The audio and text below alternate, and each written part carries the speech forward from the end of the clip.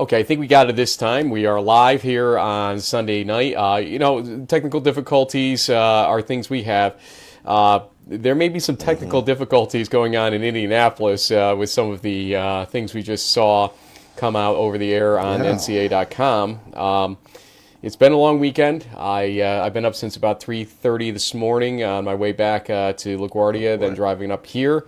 But we're going to make it through this together here, folks, on this show.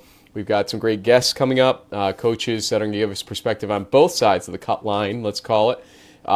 Jeff Bierman, also he's from John Carroll, obviously.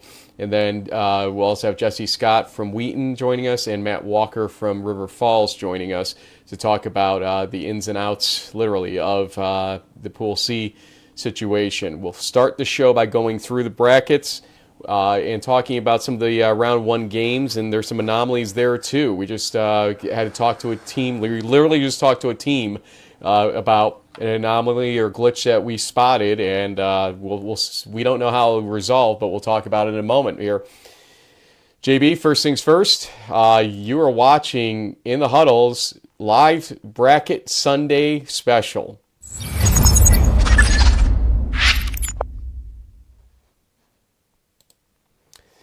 So as we said, I'm Frank Rossi. That's James Baker over there. For anybody new to our show, season 17 of our show is this year, but the first one of its kind with the new enhanced NPI situation in which it will be computer picked, or was computer picked. Around 8 o'clock last night, we were a little bit surprised to click onto the NCAA stats page and find the actual listings of the teams that are the AQs, and we could figure out who the Pool Cs were. We're pretty good at counting to 12, and that's all you had to do right there.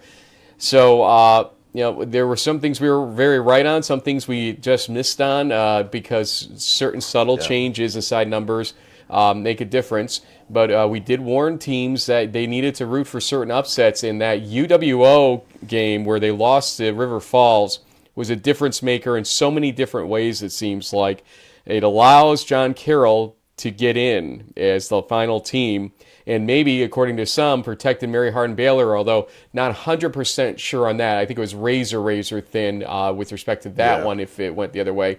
But let's just say that we end up with what we do at the end of the day because of that game especially. Linfield-Whitworth, on the other hand, basically stole probably a bid because if Whitworth had won, Linfield would have been knocked out. And so let's start matters here with just going quickly through who clinched the 28 automatic bids. And remember, we had an ECFC championship game, a MIAC championship game. I feel SCIAC championship game was the other one, and we had some three-way ties. W&J and the PAC got that one, and in the SAA, Barry got the tiebreaker for the Pool A bid in that one. We had some outright decisions made, head-to-head games that made things matter in the HCAC, the Mount St. Joseph game against Rose-Hulman. They clinched through the win of that game. I believe, I know there were about 10 teams that had to clinch there, and Springfield, they had to clinch against, and Linfield against Whitworth, for instance, as well. Probably forgetting one or two here, but you get the picture of Platteville having to beat, that too, but that was in the championship game. Platteville against Stout, which was a good game. It was a 1-point game for a while in the second half as well. Yeah. So, we have this list here, and then so we talked already last night about the top 8 and the 12 teams that were selected at large, and so we'll see them throughout this discussion that we have. Let's go through the brackets, and JB, I want you to call out as we go bracket by bracket what you saw, what you're concerned about, etc., and I'll call out a few things as well. We didn't have a really great look at the bracket. Now, I know the way they laid this out was absolutely miserable for people trying to watch on NCAA.com. Yeah. So here's how it works. Ugh. This is the upper left bracket. We're going to call it the St. John's Lake Forest bracket at this point. So St. John's is the 1 seed on top, and Lake Forest is the 2 seed for the quadrant, but the overall number 8 seed on the bottom of this bracket. And so St. John's plays the winner of Northwestern St. Paul at Wisconsin La Crosse. I can get it out, don't worry. And then the winner of the game in round 2 against St. John's will play the winner of Susquehanna hosting Hobart. And then as we continue down that quadrant, Wartburg hosts Wisconsin-Platteville. We saw a lot of comments on that one because of the level of teams that invokes or involves. Wartburg is number 12 in the MPI rankings for this, and Platteville is number 13. And so Yikes. a little bit daunting there to see that kind of matchup, because that's essentially a 3 versus 4 if you really want to go there or thereabouts.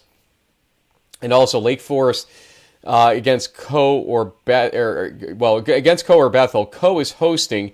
Bethel's better ranked. We'll take a look at this again in a second. We'll put that to the side and what all the implications are of this. But JB, what are you seeing in this quadrant that jumps out as interesting or problematic to you? Well, like I tweeted out about an hour ago when I saw the first pairings here, I mean, the potential of having to play a WEAC team in the opening round of the playoffs for St. John's is a tough draw. I mean, La Crosse is going to be heavily favored to beat Northwestern. Let's just face it, that game probably won't be close. But the Eagles are going to be a tough opening round for the team that's supposed to be the number 1 overall seed. That's a tough draw. I mean, I know that the record says one thing. One of those losses was to a upper, like a very strong Division II program. So, La Crosse that's a really tough matchup for the Johnnies, who are supposed to be, protected seed. Doesn't feel that it's a lot of protection there. I'm having facts to 2012, Frank, when my Hobart Statesmen were put in a bracket with the MEAC champs effectively, and so I was thinking that maybe Hobart would stay on the eastern side of things. Both them and Susquehanna, though, shipped out to what in the past we would have referred to as a West region kind of bracket. It happens to teams in Western Pennsylvania and Western New York from time to time. Great first round game between Hobart and Susquehanna, but having to go to the winner of La Crosse St. John's is not so great either. And then, there was obviously consternation around Wartburg, Platteville, especially for the WEAC champ to be on the road. The close seedings there, that seems like a lazy pairing in my perspective. And I don't know if we want to get into it now, but we had some information leading into this that certain teams may or may not be able to host. And so let me take this because I'm noticing how it's characterized on this. Actually, I'm going to pop back out to it here. Notice the asterisk that is next to St. John's, which indicates they're a host. Notice there is no asterisk next to Lake Forest, showing that they would not host a second round game. And so here's what we know. Lake Forest has an insufficient facility. I guess some of the coaching boxes according are to separated. The NCAA or whatever. Yeah. Right. So that basically would suggest they can't do this hosting. But then you look at Co versus Bethel, and Co is, according to what we have here, the 30th team in this ranking, and Bethel's 28th. So how Co is hosting as number 30 versus number 28, I don't understand. Yeah. This would indicate to me that Bethel can't host. Well, wait a minute. What if Bethel beats Co? Who the hell hosts in that situation? So, neutral site. I just don't know how that one got by them, if it did, or if that's just wrongly put out there by the NCAA and they have to maybe make a correction on this. I don't know. We talked to Lake Forest's team, though, and they said they would love to host the second round game if it comes to that. Yep. So, we'll find a way to put up barriers between the coaching boxes or something, I guess, in the forest up there. So we'll see what this all means. Put some trees, Oh, yeah, a lot of trees. A lot of trees in the press box. Okay. Well, I think we have our initial thoughts at least on that one. Let's continue here. And this is the lower left, Cortland North Central bracket. Okay, that in and of itself is a problem to me. Okay, they did not have to do this. It does not force them to do 1 versus 8, 4 versus 5. That is not a requirement in the book about this. Okay, yes, the top 8 have to be protected somehow with obviously the better of the 2 teams in each quadrant being the host or presumed host, but this is ridiculous. So essentially, your cockamamie rankings or ratings or whatever you want to call them are going to suggest to us that, Cortland's number 4 and North Central's number 5, so this is the way we're going to handle this whole situation. That's bullshit. Okay, I've used the word a lot lately, and I apologize to those that don't like me using it, but that is just bullshit. That Cortland and North Central are going to face each other. But what's even more bullshit is Endicott having to play in the first round against Alfred State. Endicott is the number 21 team. Yep, they're essentially a 5 or a 6 seed, depending on how you read it.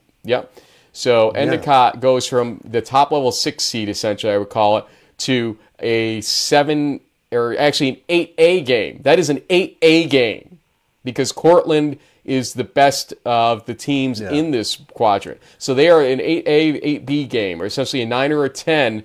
They moved down 3 spots on that. I understand Whitworth, Pomona, Pitzer becomes a big problem, but they would have been a problem to somebody no matter what happened here. So Endicott at number 21 has to play. I will give you a little hint here. Center and Texas Lutheran will not be playing. And that means that the number 26 team, Texas Lutheran, and the number 31 team, Center, back into buys somehow in this whole thing, while Endicott at number 21 is playing around 1 game. Just absolutely mind-blowing. Then the Cortland versus Endicott Alfred State winner has to play Springfield UMass Dartmouth's winner. I don't know if they're trying to compensate for something there, or if it's just truly geography. I don't know what the thought is on that, but nonetheless, you would think that the team that gets through would be a heavy favorite, no matter who it was, in that round 2 game. But Springfield will sit there and say, not so fast, Rossi, on that. Hope will host Aurora. That makes some sense in terms of the region, although Aurora and North Central might have to rematch in the 3rd round if it comes down to it, which I think would be a different game than it was the first time. Aurora has really roared back since that first matchup. What are you saying here? Well, I mean, you stated the obvious off the top. I mean, I think it's a real bummer that the Stag Bowl rematch could happen in the semifinals, quarters. That's too soon. Yep. Quarterfinals. So that just seems unfortunate that's the case. I do feel bad for Endicott, kind of being stuck in this sort of low seed situation. Although, I mean, maybe if you're a Gulls fan, you're like, hey, we should be able to win our first game. We get another shot at Cortland, who we barely lost to last time. Maybe we can knock them off this year. And then if we beat them, then we've got the winner of Springfield. Like, if I'm a Gulls fan, I could be thinking, hey, you know what? We could actually, maybe we could make it to play, a North Central. We'll see. This Gulls team is talented. They went on the road to Texas and played Hardin-Simmons really tough. So who knows? Maybe this will be something that gives them a little extra motivation. But it's a kind of a lot of lazy sort of pairings and just work here by the people that put this together. In my opinion, just not great. Let's go to the lower right bracket at this time, and we did confirm that this is the lower right, not the upper right, according to the interactive bracket that the NCAA has. Salisbury will host the winner of Ursinus at Kings. Okay, so let's take a look at this one. Ursinus is the 24th team. Kings is the 29th team, and yet they are traveling to Kings. I have been to Ursinus. I don't know why they wouldn't be able to host, I'll be honest with you. I think they had a nice facility there. That's weird. What is the shortcoming there? We'd probably have to ask our friend Nate Milne to maybe give us some thoughts and might reach out to him to see if he has any thoughts on the answer to that during this show. So we'll try to find out. But Ursinus, essentially in an 8A, 8B type game is number 24 and would have to be pitted against Salisbury, the top team in this quadrant. That seems a little odd, too. Again, if the idea was 8A versus 8B, they've really botched this the whole thing up because this isn't the worst grouping of teams. John Carroll, Mount St. Joseph. Let's see if that was any better. John Carroll's 36, Mount St. Joseph's 38. And now geography might be vexing in that, but John Carroll versus Mount Union is a potential second round, same conference rematch that's developing down there. And here we go again. So indeed, they did not guarantee every team a game, not against their conference foe. That's one thing that, again, I just don't understand. I understand the travel consequences that might exist, but seriously, I'm at that point here where I almost feel like we should just screw the bracketing in week one, say, here's the 8 games we're going to play, and then place those 8 teams that win into the actual bracket at that point, and just stop the shenanigans that are coming out from this, because this wasn't necessary, nor was possibly Mary Hardin-Baylor versus Hardin-Simmons for a third time coming up in a little while. We'll see that one. Ugh. But Salisbury, Kings, Ursinus, the winner out of that whole situation plays against the winner of Washington and Jefferson at Randolph-Macon. Carnegie Mellon versus Center. The Center, I guess, can drive to Carnegie Mellon, and this is how they somehow, I think, trip out of a bye scenario, or get a bye, rather, that they don't probably deserve according to the rankings. But, okay, it is what it is at this point.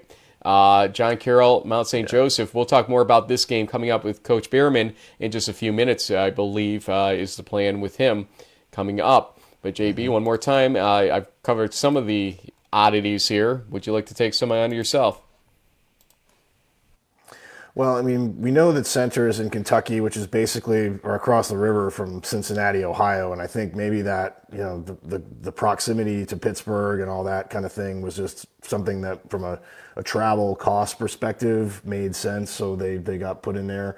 But they really didn't earn that bye, to be honest. So it's, a lucky draw for the Colonels, and maybe just, I don't know, can't really explain it. And then this, having, another Mount Union John Carroll rematch in round 2, was that really necessary? Like, it just seems like some of these pairings just didn't put a whole lot of thought into it. That's all. Yeah, I'm feeling the same way as you are on that. Again, laziness to a certain degree is what you're accusing. I guess that is a potential word to use for that. Yeah. Let's continue to the top right portion of the bracket here. Hardin-Simmons hosting the winner of Mary Hardin-Baylor at Trinity. Again, Mary Hardin-Baylor could be facing them for a third time as a result of this. And I know the NCAA doesn't care, that's their own doing, they probably feel. The ASC is probably lucky to have a bid in the first place. It's a 4-team conference right now is probably what they're thinking. But it's still not exactly what I would call exciting for the fans, the players, or anybody else at that point. Linfield will be hosting Texas Lutheran, who gets a bye somehow, some way themselves in this situation. And, perhaps because they can't host. We did get information that Texas Lutheran can't host. And so, okay, we'll just give them a bye instead. That's a way to reward that. Okay, yeah, I don't get that. DePaul will be playing the winner of Berry versus Maryville. Berry is hosting. That seems like a pretty good matchup. But by the way, again, if it was 8A versus 8B over on the Hardin-Simmons side, it doesn't really work because Trinity is, number 3, and Mary Hardin-Baylor is number 34. Berry is maybe it does, 27. Maryville's 36. So maybe that does work out a little bit better ultimately on that one. So, we'll have to think about that a little bit more. But still, Johns Hopkins versus Grove City is a pretty good second-round matchup, to say the least. And they will play the winner of that threesome of DePaul, Berry, Maryville. Any thoughts on this one as we get ready for our first guest? Other than the potential for Hardin-Simmons, Mary Hardin-Baylor round 3, I really like actually the matchups in this bracket for the most part. TLU, Linfield, and Berry, Maryville, those are all good games. Grove City, Johns Hopkins could be an all-time classic. Those are very evenly matched teams. I think that has the potential to be an outstanding game. Trinity getting in was something that we had talked about, and so not surprised. It'll be interesting. I know I've seen some stuff online, people complaining like, does a team that's only played, 3 Division III teams really deserve to get into the playoffs? I don't know. The ASC is its own sort of separate issue, and that conference has had some challenges with keeping members and with people not wanting to play the two top teams, just given how strong they are. So maybe we get the matchup round 3. Maybe Trinity though can beat Mary Hardin Baylor, and then the all the unhappy people in Belton will have more ammo with to try to burn the cathedral down with. I don't know. Being a little dramatic. Well, now that was a little dramatic, but hey, I'm the king of dramatic, right, on this show.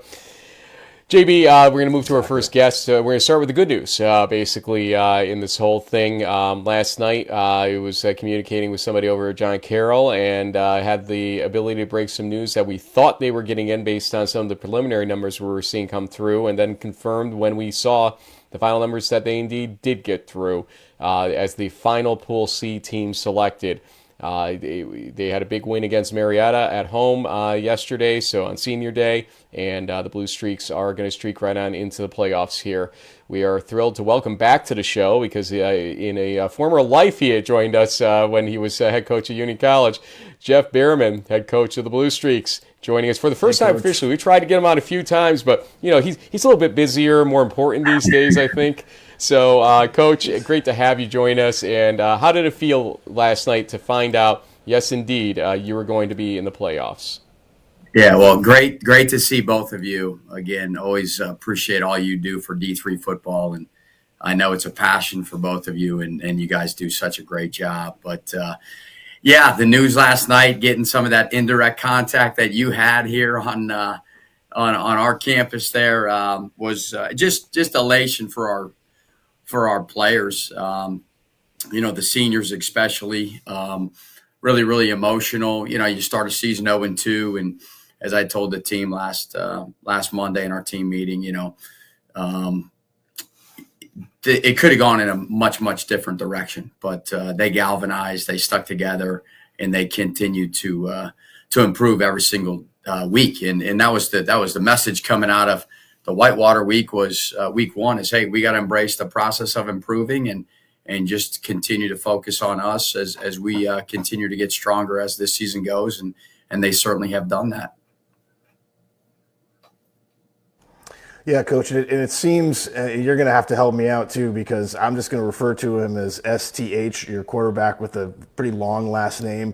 It seems like the rise of your team has kind of coincided with him getting more comfortable and really just kind of taking over that offense. We saw it on Saturday. I think he threw for 6 touchdowns or something. I mean, he was really he had probably one of the best games of his career. Can you kind of walk us through his maturation and what you've seen throughout the season? Yeah, Nick Semtenfelter. That's the correct pronunciation of the last name. It is a long one. I agree. Semtenfelter. Okay, got it. Semtenfelter. Yeah, Semtenfelter. Nick's he's got tremendous football IQ, a really, really intelligent human being, and very passionate about football. Comes from a football family. His dad was Patriot League Player of the Year in '93 back at Lehigh. He was a quarterback there. As he got here to John Carroll, he had to learn an offense really, really quick, and he didn't have a lot of time. And I think as he matured, so did this team. It's easy to point out the quarterback and say, well, this and that, but he's got a lot of really good players around him. We have a veteran offensive line here. We have a tight end group that's playing really, really good football here, and skill players that make his job really, really easy. And I think he would tell you that it was just a matter of learning the style that we were trying to try to employ in games and get his feet, underneath him. And I feel like once he got through week 1 and we were able to get into the bye week in week 2, he just really took off from there and was able to really just focus on the week at hand, and then also just use his teammates around him that helped him have success. Coach, you've alluded to some of the early season situations. Let's take a look at the season as a whole here, and you do see the kind of the 27-point, not so hot performance, we'll just call it, against Whitewater out there at the Perk. Then you bounce back 2 weeks later with a near miss, essentially, against Mount Union. And then your defense has really shown up 10, 10, 14, 16, 14, 13, 0. The Marietta game, we knew that would be kind of a shootout no matter what you did defensively because they're just very good, as Mount Union would tell you at this point too, and you win at 49-35. But my question essentially is, in this situation, I mean, we talked a lot about you in our early part of our season, even in the preseason show. What happens if they lose to Whitewater and Mount Union right out of the box? Are they dead at that point and no hope to get in? And you almost didn't ultimately because of the way this NPI treats 10 teams conferences. But you do ultimately. How did you win the locker room's heart, mind, and focus back to get them into this position, winning the 8 straight that you had to win and rolling into the playoffs this way right now? Well, it certainly wasn't just me, right? We have a tremendous staff here, tremendous leadership. But most importantly, we have such a strong locker room, and we have a really strong culture here. There is a very strong brotherhood that's palpable when you're around this team. It's a team that plays with and for each other, and they love one another. We have a really strong senior class as well, and all the credit goes to them. It's staying together and staying focused on the task at hand. That's what it was, and there was, listen, do we have our ebbs and flows throughout the year and distractions here and there? Yeah, I mean, I think every team is going to tell you that they have those. But again, the strength of the leadership within the locker room allowed these guys to continue to improve every single week. Yeah, and I imagine, and maybe for folks who aren't as familiar with John Carroll as a university, I imagine some of that is sort of the faith of that Jesuit tradition, right? You just have to kind of put that out there and just know that if you keep working, things will go well. Looking ahead, Coach, you guys are going to be welcoming Mount St. Joe's, playing them in the opening round of the playoffs.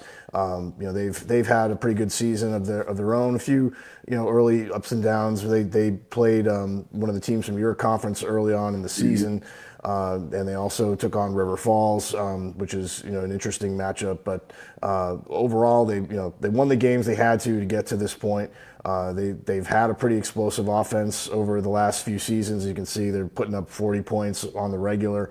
Have you started kind of looking at tape now that you know that this is who you're going to play, and what's this upcoming week for you going to look like? Yeah, I mean, I give a lot of credit to Tyler Hopperton there at Mount St. Joe's. They've done a great job there and have been a playoff team. I want to say the last 3 seasons. You're right. They put up a lot of numbers offensively. I think they're throwing for 330 yards a game and rushing for another 150. I mean, scoring over 40 points a game. I mean, they're really, really explosive. We just got off the phone probably 20 minutes ago, exchanged the films. Staff's in the office. We'll start breaking that down and start working through our game planning process here this evening into tomorrow. But it's nice to have a home game, right? So that's always nice to be able to stay home. That'll be our 3rd week in a row that we've been able to be here and be able to have our fan support. But certainly there'll be a great challenge and should be a great first round game here. And on the screen, you can see, as you were denoting here, John Carroll hosting Mount St. Joseph in the first round game, opening round, however you want to look at it.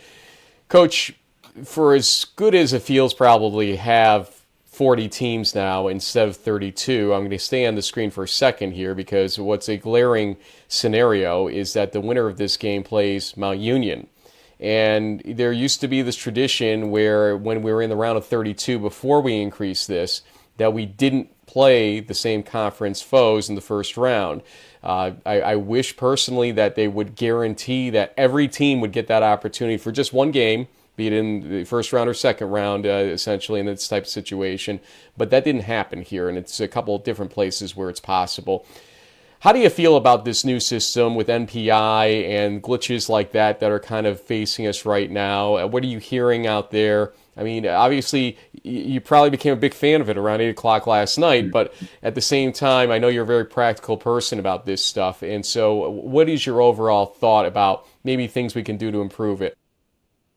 Yeah, it's very new to me for sure. I am very practical when it comes to this stuff, and I'm just more of, hey, control your own business. And unfortunately, it's a computer system that's going to, and an algorithm that's going to put this all together. You take the human element out of it, and from there, I don't know how much and what you can do. I know that other sports use this and have used this for years, and I kind of was told when we were moving to it by some of the other coaches in the department that I wasn't going to like it. I do like it right now, as you said. It worked in our favor this year, but I can see where, there was kind of 50-50 going into the day yesterday against Marietta, and then even coming out of the day, like, okay, what has to happen to allow us to earn this playoff spot? And in the end, it worked in our favor. But I'll always say, take care of your business on the front end, and you'll be rewarded on the latter end. So again, as I said before, really proud of this team. It's not necessarily how you start, it's how you finish. I know that's cliche, but it's very, very, very true in college sports. You want to become a stronger team as the season goes. You don't want to peak too early, and I think we're peaking at a really, really good time right now. JB, if I may, just for one more, the person I was kind of communicating with during the last few days was your athletic director, Brian Polian. And he seems to be a guy, from what I knew of him even before, we were talking back and forth, as very, very supportive of the Blue Streaks football team. That he is supportive of all the sports, obviously, but he wants to see success at the football level. How important has that been to maintain this strength and success that you're seeing? And yes, you're going to a new conference, obviously. Maybe that's part of, the plan that he had in this whole thing too, or you, or both of you. But, tell us about what the administration buy-in is here and how important it is for you as a football coach to try to succeed using that. Yeah, I appreciate the question, because a lot of people are questioning why we're doing what we're doing. And I'll say this, I'm really fortunate to be the head football coach at John Carroll University. We have an administration here led by President Al Mikiak and his senior leadership staff that has a vision and has a strategic plan to make sure that John Carroll University is around for many, many years and is thriving. We're opening up so many opportunities as a university with new colleges. So we have a new college of health. We have a nursing program. We're adding majors. We are adding staff and faculty during a time in higher ed where a lot of schools are cutting programs and cutting faculty and staff. There's over $100 million of investment here. We are moving in a completely different direction, a direction that wants to become national, and utilize our uniqueness of being a Jesuit institution. We're one of 27 in the country, and we're the only Division III school that plays football. That makes us different. And we're in Cleveland, Ohio, which is a location that has been ranked in the top 10 recently, in the top 10 for cities for recent graduates. We're really proud of who we are and where we're at. And I think in terms of having Brian here, we were teammates here. I don't know if you knew that. We were teammates here at John Carroll. When I was at Union, which you guys are both familiar with, and this job opened up, Brian called me very shortly after the job opened up and asked me, "Hey, are you applying for the job?" And I said, "Yeah, I already sent my materials in."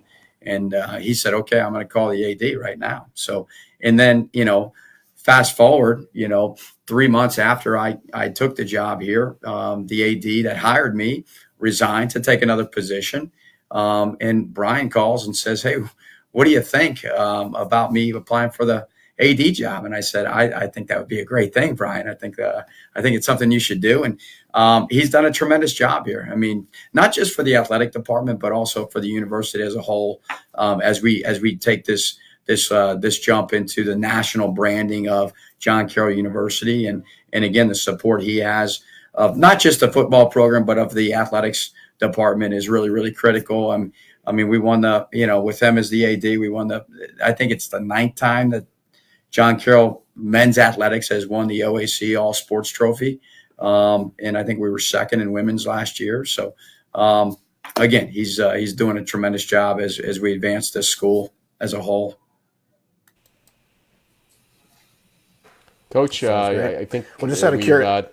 Go ahead, JB. You can end with this. I was just going to maybe just throw one last non-football question at you. I mean, I know that you obviously went to school there, spent kind of your younger years in Cleveland at John Carroll, but what's it been like kind of moving back? You were in Schenectady for a while, had been away. How is your family adjusting to life in Ohio? Well, great question. I appreciate the question. Yeah, I mean, I graduated here in 95 and I started coaching in 96 right away and moved around. But from 2000 on, I was on the East Coast, between Trinity College, Hofstra University, Stony Brook, and then Union College. But again, the opportunity to come back to John Carroll was always something that was in my mind. It's a special place. It was a place that impacted me in my development and growth during my college years. And, it was also my son is in school at University of Notre Dame. So the opportunity to he's a sophomore there. So the opportunity to come back home in Northeast Ohio and be only 3.5 hours from my son. He's my wife, Karen, and I's only child. It just was a no-brainer for us. I loved my time in the East. I loved Union College. I loved the people I met. And I still am in touch with them. And I've gotten so many messages from my Union colleagues just congratulating us on the playoff berth, and it'll always be a special place for me. But to come back to another special place is important. Let me just say to you, knowing that your son is playing probably lacrosse, I'm guessing, at Notre Dame, or is he trying to play lacrosse out there? Makes me feel old. Wow. Very, very old, because I remember him when he was a young kid on the sidelines at Union College. Yeah. I was gonna tell Coach, the best thing about this interview is that it's nice to talk to, a contemporary, because all these other coaches that we talk to these days are all a lot younger than me, man. So, all right, class of 96, we got 98 right here. So we appreciate that there's some of us, silver foxes still hanging out. No question. Wisdom and experience, right? It's got to be worth something. That's right. Well, clearly it's worth something because you're going to the playoffs. And Coach DeWall. Congrats to your statesman and Coach DeWall. Yeah. I've been following. Obviously, you're in the league, right? You follow it along, and I've always been a fan of Kevin, and I know that they've done a great job there.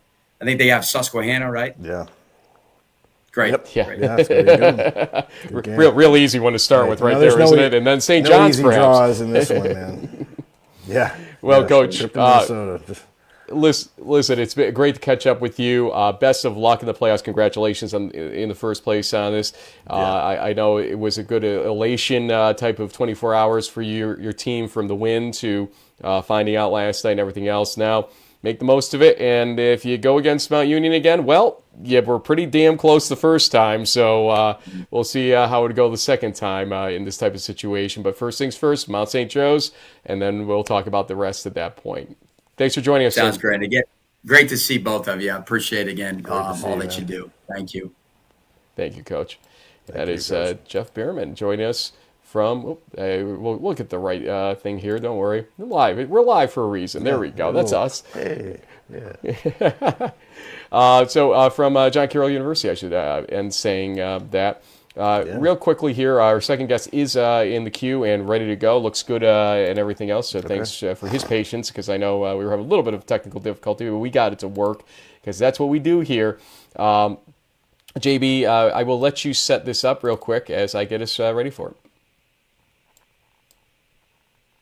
Okay. Well, this is kind of where I think sometimes the process doesn't always pan out the way you'd hope, because we were thinking that perhaps this team could be getting into the playoffs, and then perhaps maybe getting into a bowl game, and then just things just completely outside of their control, it doesn't work out. So my heart kind of goes out to these guys. We want to talk a little bit about how they're feeling with the recent events and all that. So yeah, we'd like to welcome Coach Walker onto the program, and Coach, it's probably been a rough few hours. How you guys holding up? Oh, well, with your technical difficulties, it doesn't matter because we got plenty of time on our hands these days. we're we're doing okay. I feel for our kids. I think that I'm Yeah, proud of this group. yeah, I think it'd be different maybe if we didn't feel like we had a team that could make a legitimate run in the tournament. If it was one of yeah. these handouts to just get in, then it'd be different. But we got a group that feels like it could make a legitimate run in trying to win this thing, and so. To sit here and look at other teams that that you handled yourself, other teams in your league that you played handled very handily, and see them get in the tournament. It's hard. It's hard to explain to the kids, and hard for them to understand all that goes into it. I get it. I've been on the rack. I've been on these groups and committees talking about the current system. I'm on the AFC Head Coaches Council. It's like I understand it, but it is hard to get the kids to kind of understand what's going on. Coach, I share what JB is saying here, but I want to kind of maybe take everybody through your last day because we're going to talk about Caleb in a second and, life without him and how it affects you. But, we saw kind of a fun and gun scenario going on with your team because of the injury to Caleb. And you guys, if we look at this screen here, have been up and down, no doubt about it this season. 7-3 overall, 4-3 in the WEAC. But to beat Oshkosh yesterday was a very, very good win. There's no doubt about that situation, and I'm sure. Home game, senior day, everything else, you guys are celebrating, feeling like you had at least, conceptually earned enough to maybe do it to get that Pool C bid. And it doesn't happen. Take us to the range of emotions over the last day, if you can, from that game against Oshkosh to where we sit right now. Sure. Leading up even throughout the week, you have to make the decision. Do you talk about the math with your kids? Do you touch on that, or you just focus on the game? I think there's so much information with guys like you and D3 Football and Logan Hansen that the kids are sort of finding out information on their own. So I don't hide anything anymore. We openly talk about some of the scenarios because they can see it anyway, and I want them to hear it from me. So we talked about some of the math and some of the scenarios. One of the things, it was hard to wrap your head around the exact equation of what it was going to take. At the end of the day, we said, listen, we have to win, number one and most important. And then, we knew our scenario was better if Platteville, was able to beat Stout, because that was just another team that we knew of that was going to be ahead of us if they would get the win, because they get the AQ and Platteville would be ahead of us. So we knew that one. We knew some obvious ones where we needed DePaul to beat Wabash. With my connection with DePaul and having, quickly also shout out to DePaul with the Monon Bell win, and Don Morell. I'm good friends with the Wabash coach there. His last game. I don't want to get off track here, but if I've been a part of Monon Bell as a fan, grew up in Crawfordsville, went to school there, played in it, coached in it as an assistant and head coach. Just real quick, there's nothing else like it. So if anybody's telling you there's a better rivalry out there in college football, they're wrong. It's the best one going. So anyway, It was amazing to attend yesterday. I know. I'll get off my Monon Bell pulpit there, but so we knew some of the obvious ones, and right when the game ended, we knew we won. We knew Platteville won, and we knew that DePaul had won, and so we were feeling pretty good about things. Because I said, listen, there's about 5 or 6, I think, things that need to go our way, and they all could happen, and the 2 big ones I know have happened, and so to feel that good about it, and by the time you take a shower and get some food and start getting the other news, it was starting to unravel a little bit, and we could tell that. Again, I couldn't even figure out the full math, but I could see it starting to unravel as some of those live updates with the rankings were going up, and so it was hard. It was a roller coaster of a day. I don't want to take anything, because it was such a great win. They're such a good football team, such a great win for us to bounce back. Like you said, we've been through some quarterback issues and not bad players, but just with the injuries, we were on 4 different quarterbacks this year trying to figure it out, and to put it all together and have such a big win and give ourselves a chance and then feel like maybe it was taken from us. It hurts a lot. I feel for our kids, but what do you do? I don't know what else to. I don't know what else to say. I don't know what to tell our kids other than that I'm proud of them, and they stuck it out. A lot of teams that would lose a quarterback like that, who's arguably player of the year favorite in this country, to lose him and to battle along and go through 4 guys and put it together and keep fighting and give ourselves a chance. I'm just so proud of him. Yeah, and I imagine it's equally frustrating when you think about, you guys basically finish third place in the best conference in the country.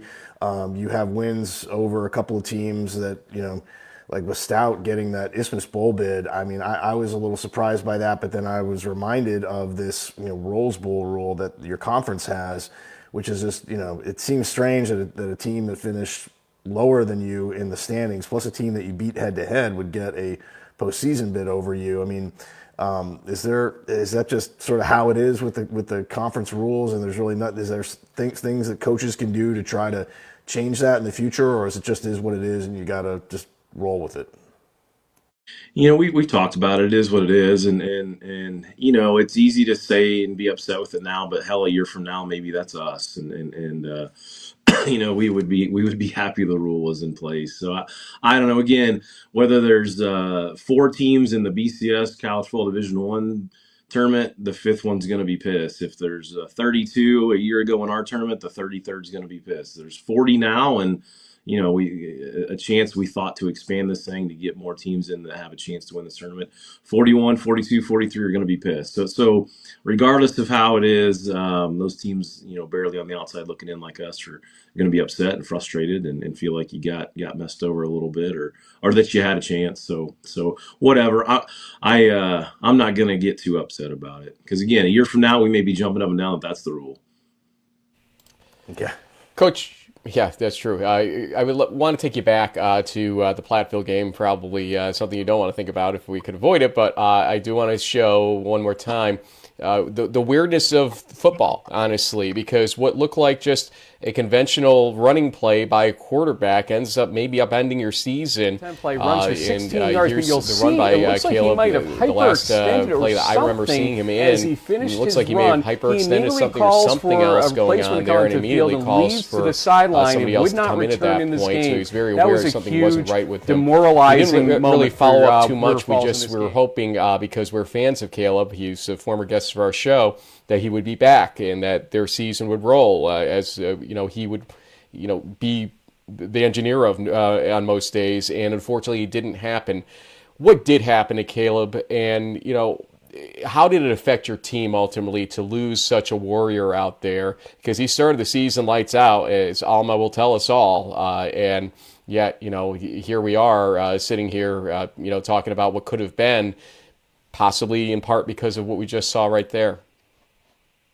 So in Alma, the game, he pulled his hamstring late in the game. So if you watch that one, we held on there with Cade Fitzgerald, our backup quarterback, for that win, and then knew he's going to be out a couple weeks. We go to Mount St. Joe, as we all know, a tournament team and conference champion, and beat them by 50, score 60 points at their place with our backup quarterback. I think it was at 67-9 or whatever that score was, and so great win, and then then go to Greenville. Again, like those guys, such good coaches there. I really respect their team and the way they fought. But one we knew we could handle if we played well, and so we were able to not use him again and get a big win. And then the bye week, and we felt pretty good, and were able to get a huge 50-0 lead against Eau Claire at half, and so we were able to shut him down early in that game as well, as he was still getting full blast to get back. And then we go to Platteville, felt really good about it, and just let him fly. And as you saw there, it just repopped the hamstring again, and in a worse way, a different kind of grade, a higher grade than the one before. So we just couldn't get him back, and then Cade was going through some injury troubles, and Ben Wazowski, who ended up being one of our top receivers as a kid, who's played quarterback, we were bouncing him back, and then Riley. Warzinski's a kid that was going to take the year off and start grad school and let Caleb finish and save a year of eligibility, and to do what he did to come off of his kind of year off to burn his year for us and kind of put his plan in jeopardy.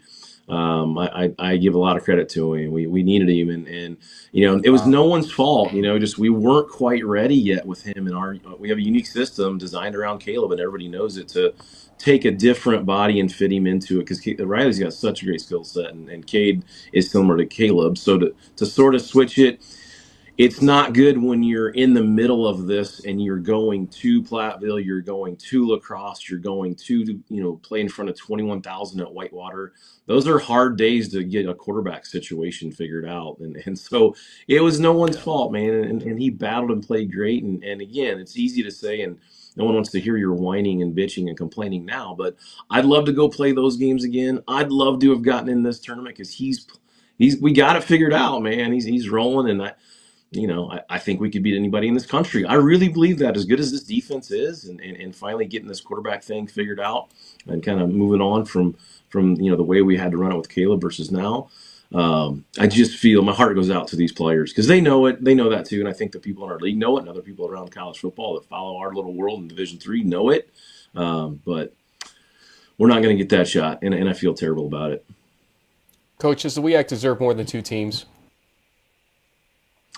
Yeah, I'm going to say that. Again, I think that I just felt a lot of hope with when we were able to.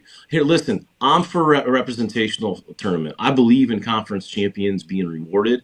I think that it's important for college football that we have a standard there and that they're sacred and the conference champions are rewarded. I'm for it. And when 32 teams is our field, I thought there was a lot of people sitting at home that could have won or had runs in this tournament not getting a chance. When we went to 40, I thought it was a lot of hope to get teams that had a shot to win this tournament in and a chance for strength of schedule and playing in a tough conference a shot.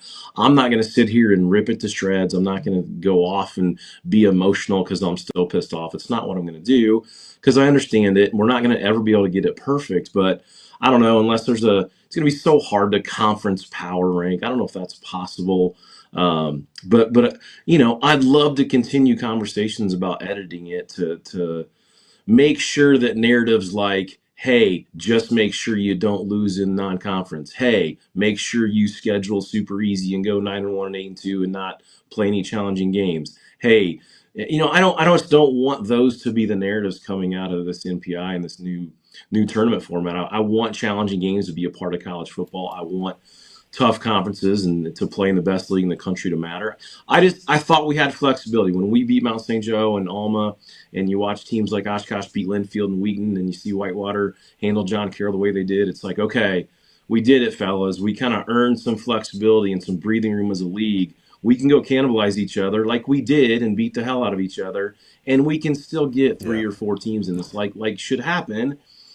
And it didn't. So again, it's easy for me to say as a member of this league to say, yeah, I think we still got some work to do. It's not that long ago. I'm sitting at DePaul saying, wow, screw the WIAC. I'm tired of hearing about them. They don't deserve it. I was one of those guys not long ago. And so I understand it from a different point of view of others. But boy, there's nothing like playing in this league. It's like, okay, you go to Whitewater and play in front of 21,000 against those guys. And we lose in a 1-score game and come out of it because of get us beating the hell out of each other in the league. That all of a sudden hurts our MPI. It's like, what is this? Something's, we got to fix something in my opinion. But yeah, that's the long answer. The short answer, yeah, I can't believe that we get 2 teams out of the best league in America in a year where we had 5 teams that could make a run in this tournament. Yeah, I mean, there were multiple. Oh, wow. I'm sitting still too long. There we go. Lights out. This new $66 million athletic facility here at River Falls, we're saving energy. Oh, my God, here. That was funny.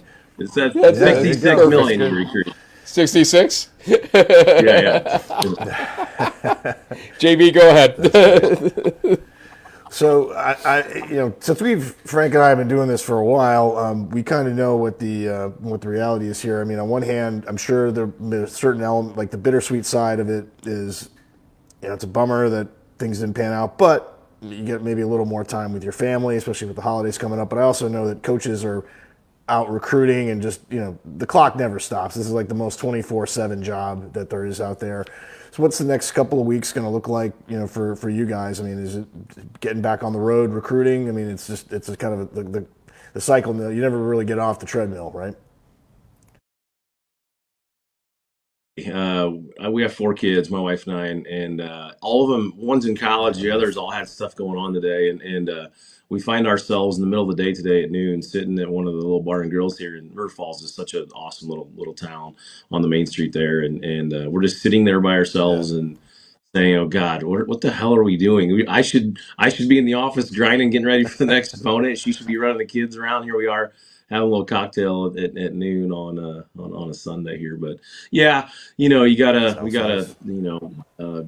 get ourselves off the ground here and stick our chests out and get back to work and get on the road. The recruiting, you think the league's competitive on the field on Saturdays in this league. God, the recruiting's competitive and everybody's fighting for some of the same kids. But yeah, we got to get on the road and get some recruiting calendars planned out. And I think one of the things you face in college football today, we haven't been affected by it much yet, but you got to take care of your own rosters now. I think it's one of the first things that we all have to take a look at is, Right. hey, let's make sure we take care of our own kids and make sure everyone's doing okay and has the plan to come back. And so that'll be what this week looks like for us as we plan for the following weeks to get on the road recruiting. And you're right, you need to spend some time with family, and people don't quite understand. Our lifestyle. The time we spend in the office is a ridiculous amount in season. I think one of the things that happens is out of season is like maybe harder because the at least in season, my wife knows where I'm at every second of the day, every week. It's always the same. We can plan around that. Where all of a sudden I get a phone call on Tuesday to go home visit a kid in Milwaukee, or the off season is just so crazy with our lives, and it changes so fast. But yeah, it's taking care of our team, getting recruiting calendars ready, seeing some family, and making sure we're being good dads and moving on. Last question for you. Have you heard from any of your colleagues that kind of reached out to say to you, we don't agree with this? Has any of the WEAC coaches or anybody else for that matter kind of said, this might need to change some of this stuff that's going on, the MPI or whatever else we want to look at in this whole situation? I've heard from a number of people. We have our head coaches meeting tomorrow on Zoom, and I'm sure it's going to get aired out pretty good at our meeting tomorrow. But yeah, I've heard from plenty of people. I've heard some friends, and with using some language I probably shouldn't use on this podcast about their feelings towards what happened. They should hear him. But yeah, I have a lot of support out there, and I tell you, one of the group that is the most supportive is the parents of our players. Have just been amazing. We have such an awesome group of people. Our culture is really unique here, and it's a family group, and I'm really close with our parents, and just to hear their support and their feelings, and obviously all of us are upset and frustrated, but to be supported by them and kind of hear from them was pretty special last night. We were starting to figure out that it wasn't going to happen. A lot of great messages of support from our families. Coach, I want to say to you, it takes a lot of, let's say, heart and, courage, I would even say, to come on a show like this, knowing what you've been through the last 24 hours since the whispers became more than just whispers, but reality of Pool C not going your way. And just taking it on head on. Ultimately, we got Jesse Scott coming up from Wheaton doing the same thing coming up next, even one step closer than you guys, although they will be going to the Isthmus Bowl at Wheaton. But it's been a heck of a season. I hated seeing what happened to Caleb happen because he is such a great guy. It was just, you could tell from the interview we did with him in the past. And, we wish you guys the best because the last couple of years you turned me into a believer, and I still am a believer in you guys ultimately. So keep doing what you're doing out there. You're doing some wonderful things, and the Falcons are a team that we enjoy talking about on our show throughout the season. So let's make it happen again next year. How's that sound?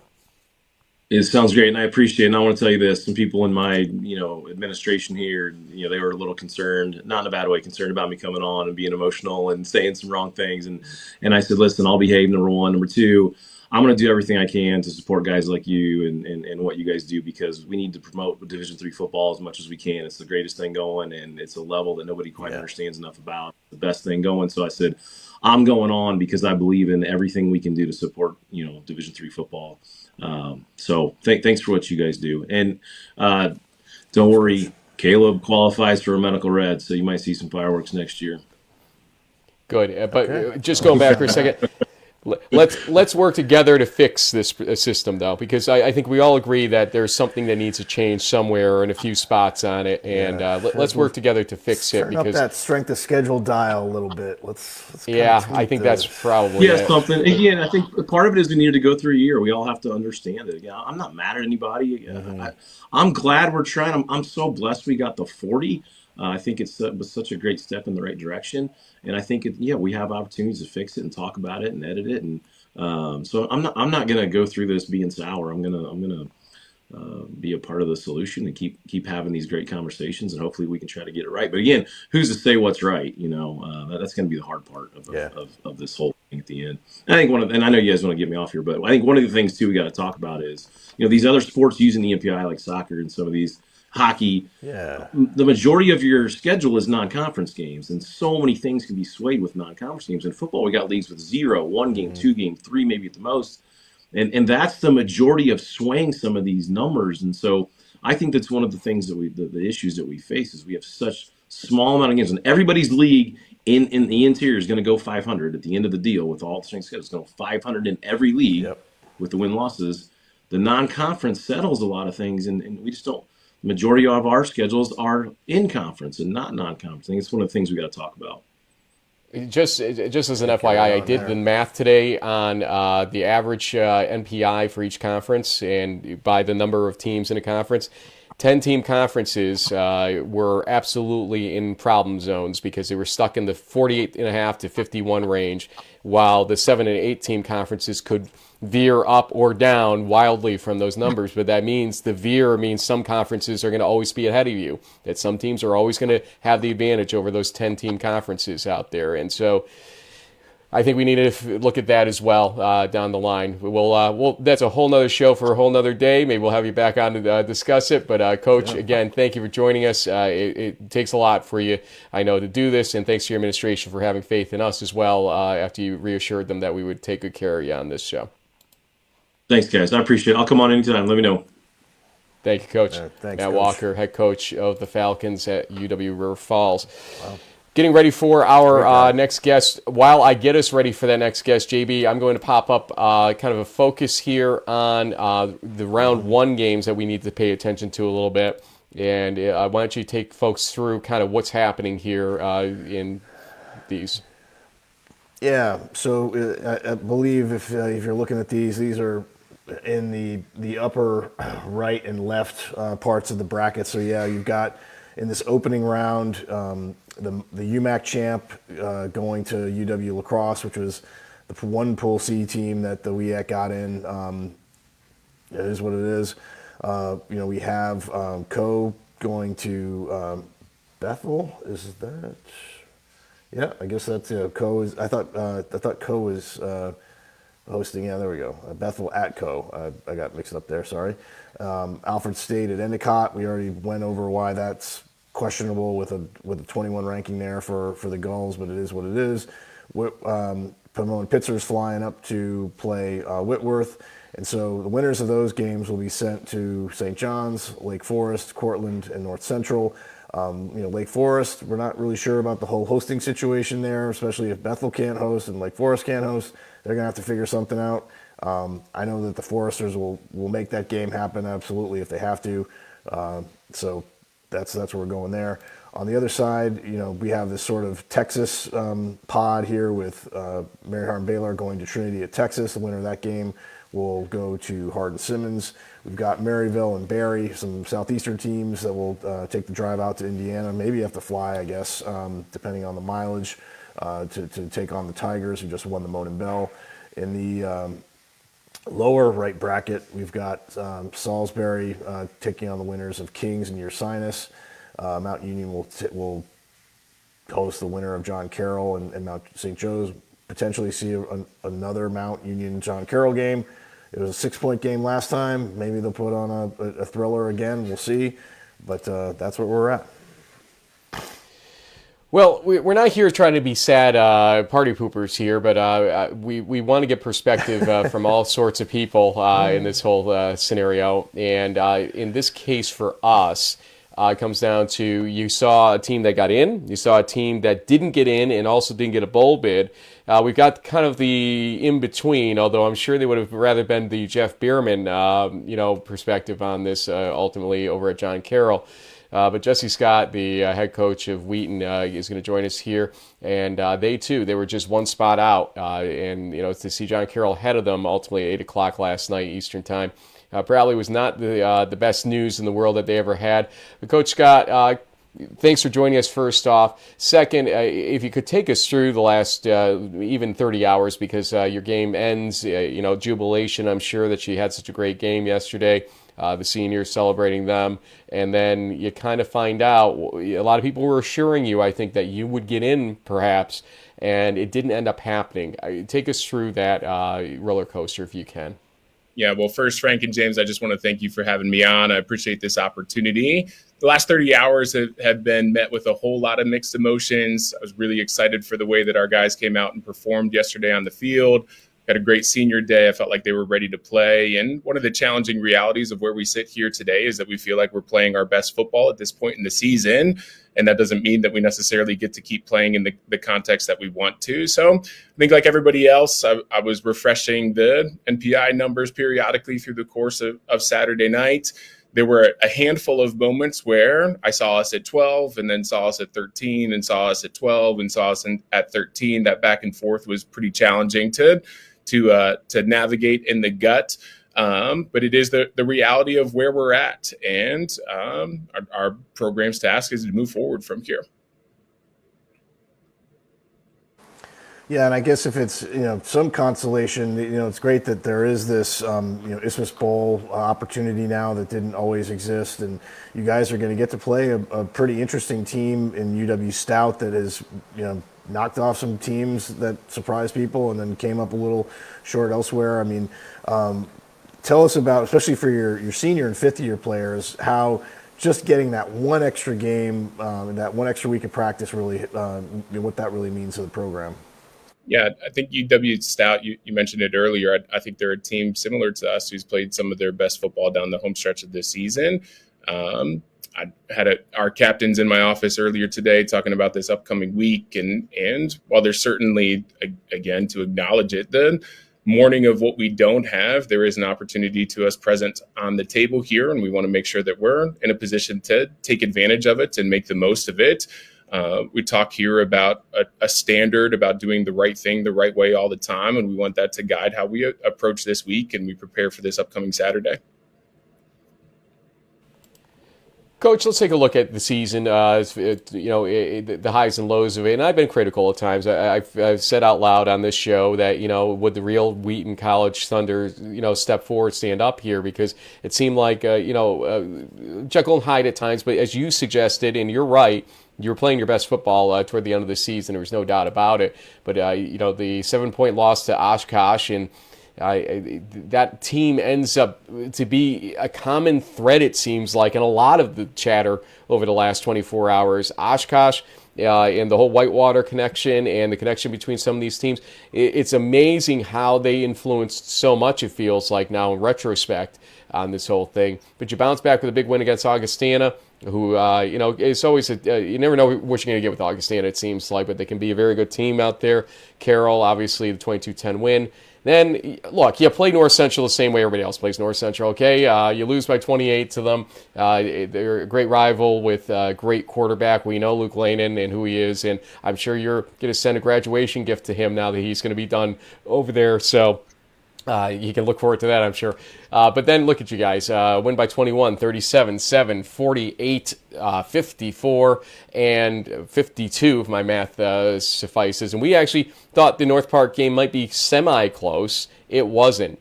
So, how did you get this team after that North Central loss to sort of reassert themselves in a way that got you on that roll? Because it is no small feat. We talked to Jeff Bierman about it after they lose their first 2 games of the season.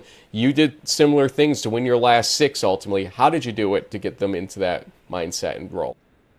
Yeah, I think as you look at the snapshot of the first 4 games of the year, we were in a hard place sitting at 2-2 at that point in time.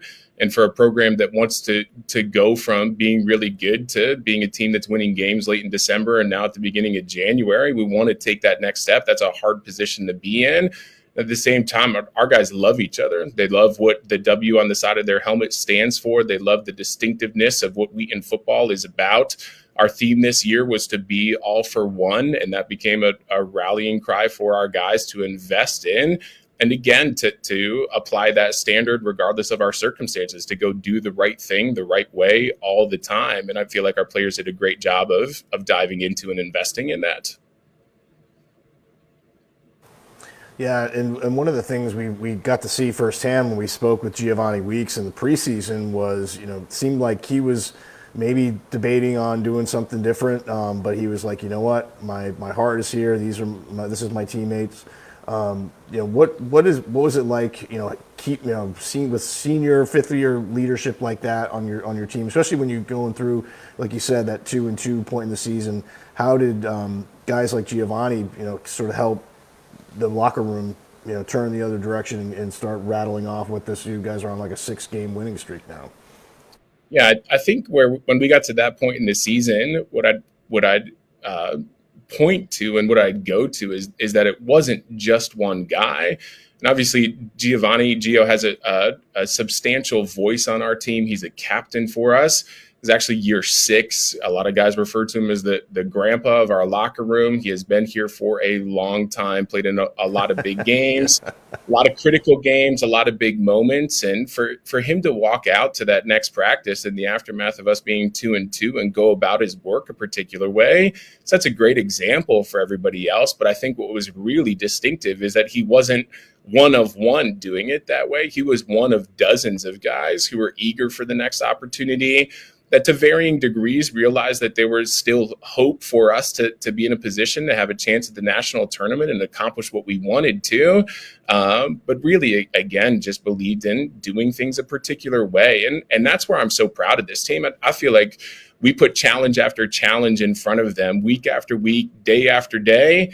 Coming out of the Oshkosh loss, we had a lot to get better at. We had a lot to own. Here sitting at this point in time, I certainly don't want to sound like sour grapes because of what our fortune is at this point.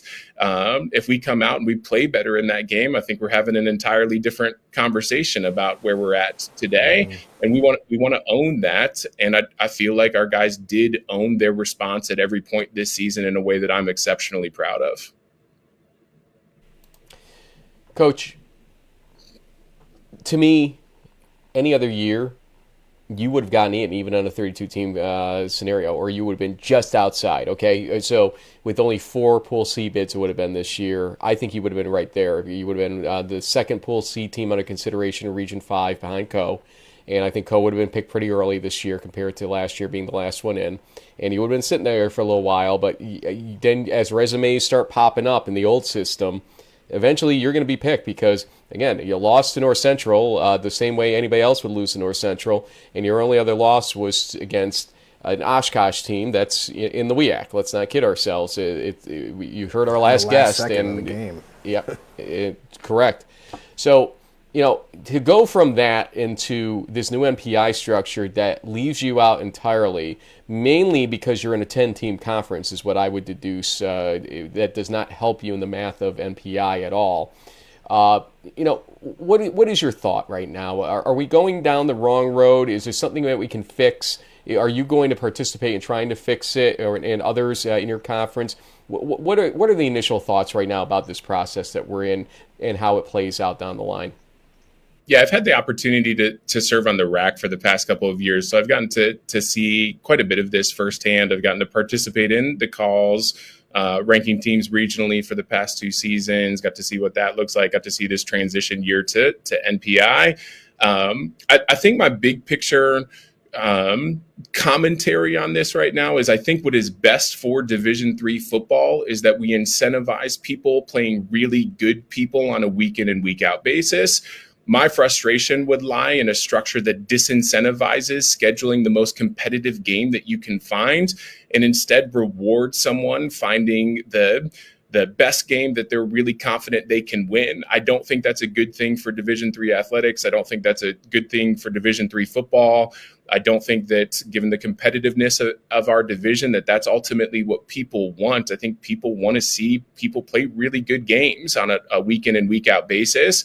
I do think it's unfortunate that our system right now rewards teams that play non-division opponents.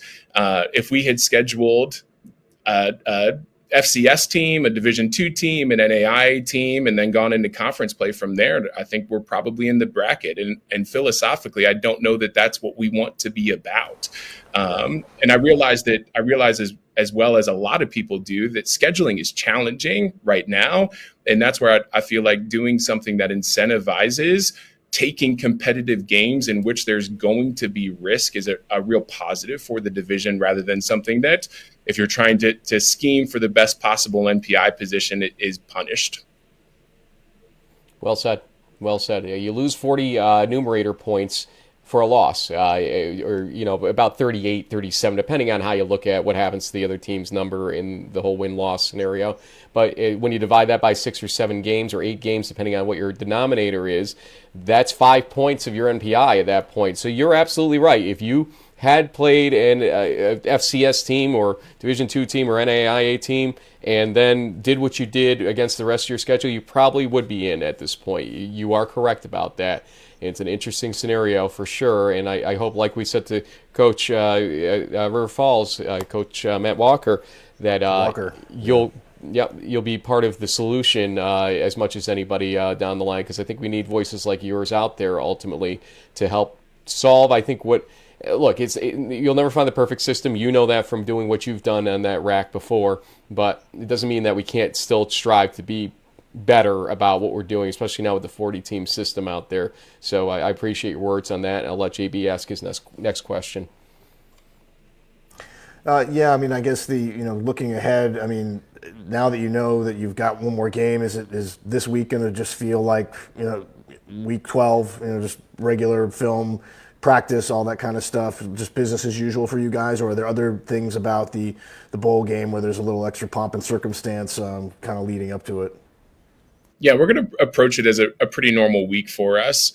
I think what this week presents that we haven't had for the past couple of seasons is known closure. That's an interesting element. We know that this is the last game of our season, and I'm excited for our guys to have one more opportunity, hold nothing back. We talk about the hypothetical of last Thursday, this could be your last practice, or we talk about that at the end of regular seasons past. We know that to be the case. This is our last Tuesday practice, this is our last Wednesday practice, last time on the field together as our 2024 team on Thursday before we kick off on Saturday. And I think that brings some urgency to the table in the way that we go about the week. So I'm looking forward to that.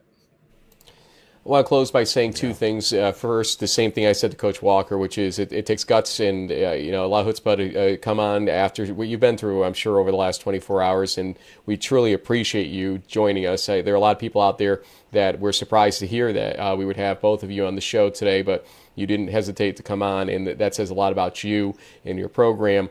But I also want to say to you, as somebody who was well aware of what was happening at Wheaton at a certain point before your tenure as head coach, that you've done such a tremendous job to bring the luster back to Wheaton when it was Wheaton football, especially when things were a little bit topsy-turvy. I'm not going to go into specifics, but those that know, as they say.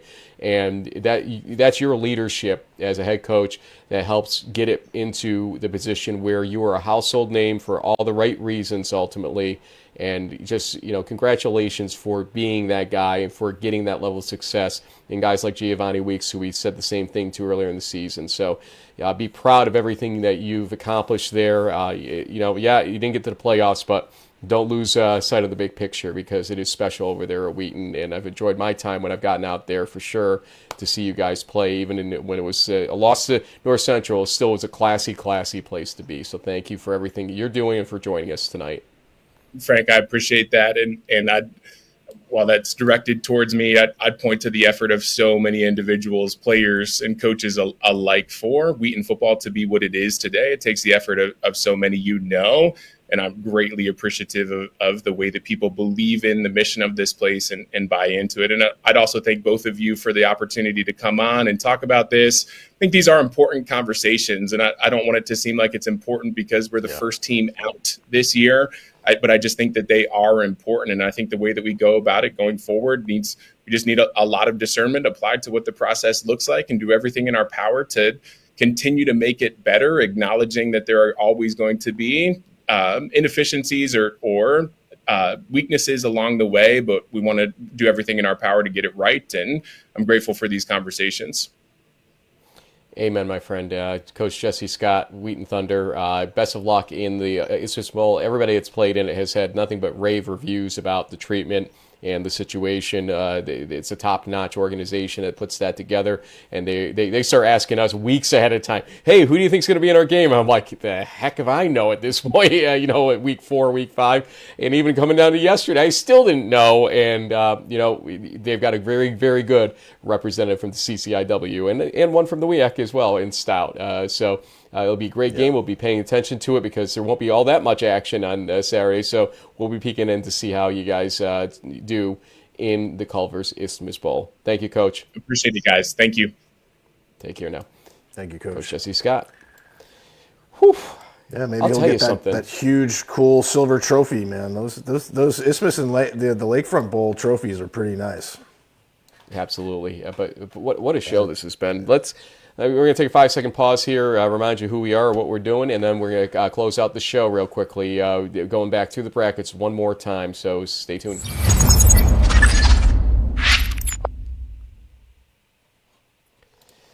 Again, Frank Rossi here with James Baker on our Bracket Sunday Special. We've changed the name of it. It used to be the Selection Sunday Special, but there's nothing to select. It was selected yesterday. The NCAA needs to change their name of this thing, too, for that matter.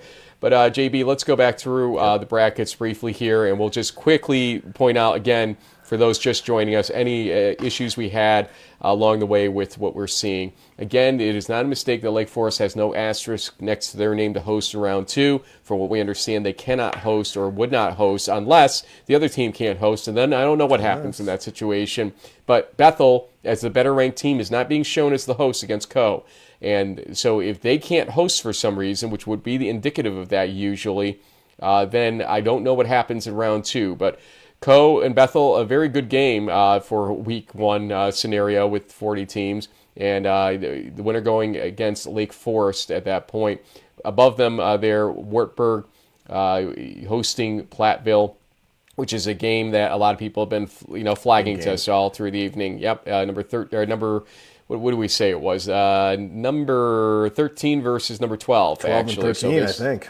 Yeah. A 3 and a 4 seed, basically, if you did the division by 4 on this whole thing. 4 and a 4. Something like that. Something, yeah. It's like, it's tough. So there you go. But St. John's, the number 1 overall seed, will be taking on the winner of, in what universe do you sit here and say lacrosse? Just the fact that we're going to say St. John's going to be playing lacrosse in the second round of the NCAA tournament with the success lacrosse has had, Coach Janice out there. My God, that's a buzzsaw of a second round game. And again, what happened to 7A, 7B, 8A, 8B guys? I don't know. But then Susquehanna hosting Hobart. Where'd you go to school again there, JB? Hobart. I'm sorry. Yep. So what's the closest airport to Selinsgrove? Is it Philly? Do I have to yes, it is. It is. Yep. Philly. Okay. So maybe I'll be flying up there on the 30th. It's been 8 years since Hobart made it to the playoffs, so it's tough though on Thanksgiving weekend to get those flights. So you better start looking now on something like that. Yeah. Anyway, so there you go. Also here on the bottom end of the left side, Cortland against Endicott, who's number 21 but lost their bye somehow, hosting Alfred State. And then Springfield, UMass Dartmouth, 2 10-0 teams. That was something else that we were hoping to avoid again here now with 40 teams, but there it is. I think we only had 11 undefeated teams this season in the end, and yet we have a matchup of 2 of them there. Hope in Aurora, Hope hosting. North Central will host the winner of the game hosted by Whitworth against Pomona Pitzer. So a flight is guaranteed there. But Cortland against North Central in the quarterfinals is a possibility here. And a lot of people look at that and just shrug. I mean, they wouldn't do that back in the old days, that's for sure. Against, yeah. Yeah. Exactly. I'll keep moving here. Just jump in when you want to. Probably just over talking to you here, but I want to get off in about 5 minutes if we can. Salisbury, as the number 3 overall seed, will take on the winner of your Ursinus at Kings. That is not backward. Well, it is backward if you're looking at the seedings, but that is the way it got put out there, and we're not sure why. And Randolph-Macon against Washington and Jefferson. That's a really good game. On paper, that is a one. Yeah, absolutely. In the second round, I'm looking forward to that one for sure. Carnegie Mellon against Center in the second round, and then Mount Union will play the winner of John Carroll versus Mount St. Joseph. One of those potential same conference rematches in the second round that we were hoping to goodness we would not see, and here it is right in front of us. There's a real possibility there in that situation. I mean, what are your thoughts on that? I've talked about that already tonight, but I mean, do you find it avoidable, short of a lot of money for a flight scenario? Of course, sir. I mean, there are plenty of other teams in Ohio and Pennsylvania or other parts of the U.S. that they could have moved things around so that didn't happen. And when we advance to the next slide, you're going to see it again because they're doing the Texas pod. There's going to be a potential for yet another. The third time that Mary Hardin-Baylor and Hardin-Simmons are going to play each other this year, potentially. I mean, maybe Trinity will win, and that'll solve that because at least it'll be a different matchup, but geez.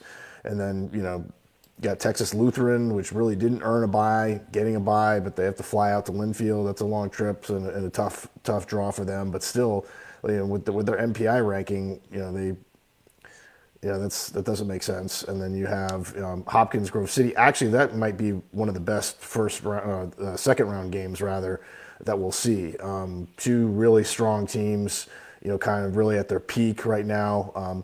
Hopkins does have the backup quarterback Ranello, so it's not exactly the Bay Harvey Hopkins team, but Ranello's been acquitting himself well, and the Blue Jays defense has been fantastic. So I'm really looking forward to that game. That should be outstanding. Barry and Maryville.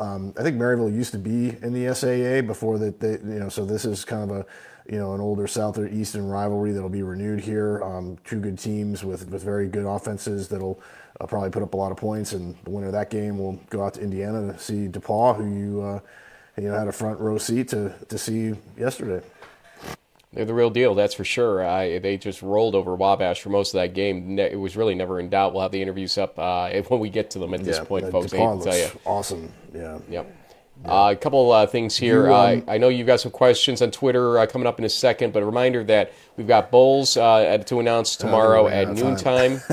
The CAC game. While you get those ready, I'm just going to go back to the week 1 matchups here because these are all noon local time kickoffs. I just like we used to do with the 32 team round and every other round until the semifinals. I think they're doing this at least until quarterfinals with the noon kickoffs, and then it seems like they may have suggested they might change that at the quarterfinals this year, although we'll see what happens. But Northwestern lacrosse is a conventional scenario for sure. Number 32 lacrosse, but boy, it just doesn't feel like the number 32 team in the country. We had first row seats on that one in week 1. Bethel at Co against Lake Forest. Eventually, Alfred State at Endicott against Cortland. Pomona Pitzer at Whitworth versus North Central. On the other side, Hardin-Simmons will take on the winner of Mary Hardin-Baylor at Trinity. Trinity's played Hardin-Simmons the last 2 years in the playoffs, and they've won both of those games if memory serves. So if they can get through to them, it'll be interesting to see if they'll be 3 in a row, but this seems like a different Hardin-Simmons team this year. DePaul hosting Maryville at Barry, as you said. Salisbury with the kind of the topsy-turvy seeding game there, Ursinus at Kings, and Mount Union versus the winner of Mount St. Joseph at John Carroll. Hit me with some questions real quick here. We got about 2 minutes. Yeah, well, not really questions, but more so just general commentary. I mean, when we were talking about the shame of Cortland and North Central potentially meeting back up again in the quarterfinals, one poster here did say, at least Cortland gets to host. I mean, North Central's been the number one ranked team all season long, and they're going on the road for the second year in a row for a quarterfinal. Not to mention that they had to go on the road in 21 and 23 for the semifinals. It's like, for a team that's so highly rated by all the voters, and if you look at their track record, I mean, they deserve to be that highly rated. They get treated like a lower level, they don't get treated like the number one team in the country in these tournaments, which is interesting. In the old system, they would have been 1-2 still, okay? In the old system, they would have been rewarded for being undefeated teams. Well, actually, they weren't undefeated in the previous season, Cortland, so maybe not them, but at least North Central would have gotten some of the, honor and glory. I guess they weren't undefeated technically, but remember, undefeated teams this year are supposed to get treatment based on their playoff performance the previous year if they're similar in their numbers. That was the old way of doing it, I should say. And so they would have actually, yes, they would have been 1-2 probably in this whole thing being 10-0 again. They threw that out the window. Baby out with the bathwater in this whole thing, as they say. So there's that. Anything else jumping out at you, or anything else you want to say as we close out here? No, I just think there's obviously a lot of ways to poke holes and to complain about what happened, but to Coach Walker and some of the other commentary we've heard tonight, it is what it is. In certain ways, we're getting some matchups that we never would see before, which is exciting. And so, every year it's imperfect. When there was more people involved with the racks and all that, there were complaints and, rigging of systems and whatnot and all this. So this is a new thing, and we'll have to see how it goes. At the end of the day, when we get to Houston, if we see the two best teams in the country on the field, then you might say, hey, you know what? This worked out. That's what the NCAA felt when we were on the sideline in Virginia.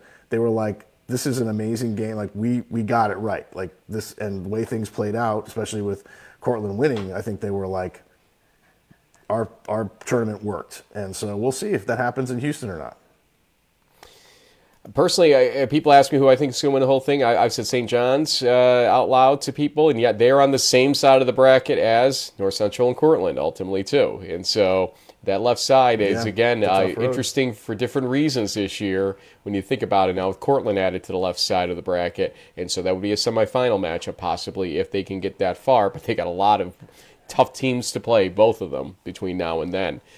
Yeah. JB, as I said, noon Eastern time, we'll have the ECAC Bowl announcement show. So we just keep rolling here on In the Huddle. I want to thank, though, very much, on short notice, obviously, today, Jeff Berriman, the head coach at John Carroll University, for joining us. Matt Walker, the head coach of the University of Wisconsin River Falls Falcons, and Jesse Scott, the head coach of the Wheaton College Thunder, for joining us. Two of those coaches obviously had a bad day or bad night, and yet they still came on our show, and we appreciate that greatly, and I think it gave us some really quality content tonight. They weren't sour grapes, but they were very practical about the idea that we can do better, and we can.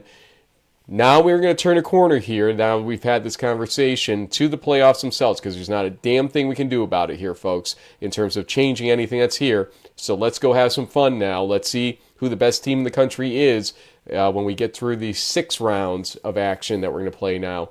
It'll be exciting, but in the meantime, if you have questions, feel free to reach out to us, thoughts, or anything else. We're always happy to hear from you out there, unless you're going to tell us that, that basically I hate the pack and stuff like that. That maybe we're going to do without that, okay, ultimately. Yeah. But yeah, we're just East Coast guys. We don't know anything. Oh, yeah, that one too. Else. Yeah. Thanks, Coach Cat, for backing me on that one. So anyways, folks, we will see you tomorrow. Rest up, JB, as I know we both have colds right now, I think. And so we made it through this one. Frogs in our throats. Pat and Greg will take you through life on their ATN podcast in the morning, so stay tuned for that, and then come back to see us on the ECAC Bowl Selection Show, crunch time later in the week, and then obviously our Friday preview show to talk about the games on Saturday. A lot more to come here, folks, and the interviews at Mona Bell as well. We'll see you soon. Thanks for joining us.